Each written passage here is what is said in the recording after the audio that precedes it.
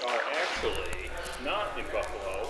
We are east of Buffalo, east of Western New York, in the city of Rochester, if you've ever heard of it. So we were told that we should get something to eat, and the restaurant that everyone in the area goes to is Nick Tacos. Tahoe's. With a garbage plate. And essentially, we ordered one called Hots and Tots. You got loose meat, hot dogs, onions, potatoes, got some macaroni.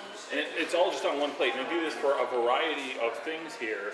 I saw you can get an egg plate, you can get a hamburger plate, a cheeseburger plate, and this is my first bite. And I have to say, this is like college dorm room. But it's food. comfort food. Mm-hmm. It's gamer food, which is perfect for what we're about to do at the Strong Museum. So Nick Tahoe's, if you're in the Rochester area, very cool restaurant. Definitely consider checking out their garbage plate.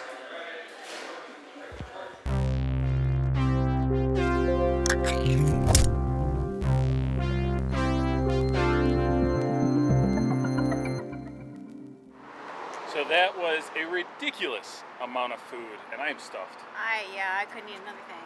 Oh gosh, are you sure you want to do this museum? Let's go. Oh boy.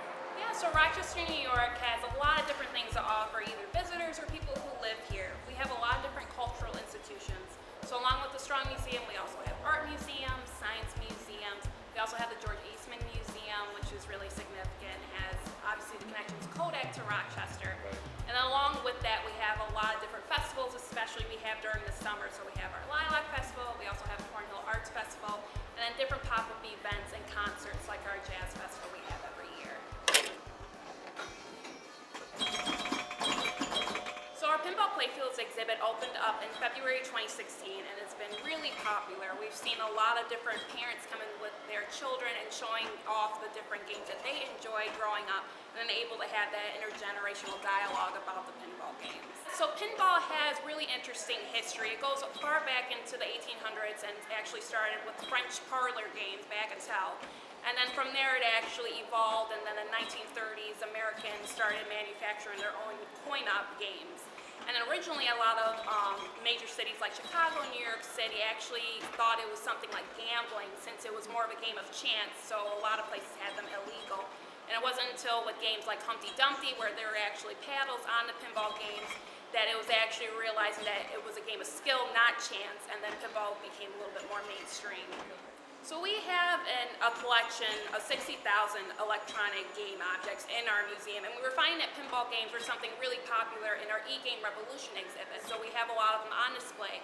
We also switch them out as a museum. We want to make sure that they're up to snuff and they're, doing well on the floor, so sometimes we trade the different pinball games we have out with different ones we have in our collections. So usually there's something new every time somebody's able to come to the museum. What you have behind the scenes is comparable to what you have on the floor right now? We actually have a lot more behind the scenes, just especially those historical ones that aren't necessarily great to play, since we want to make sure we conserve them, especially from the 1930s and 40s. We have a lot of those in our collection. Wow, that's awesome. We have a full-time arcade technician and conservator who works on our pinball games and arcade games, since a lot of times people don't necessarily know how to do that upkeep, or when the games were originally created, they didn't have in mind that people would want to play them 30, 40 years down the line. So we're really lucky to have that expertise right on staff. So we recently got a Deadpool arcade game in our exhibit, which is really interesting since it does have a family option, so that we're able to have it at the museum. So it's been really cool seeing people enjoy that. It's one of our newer pinball games.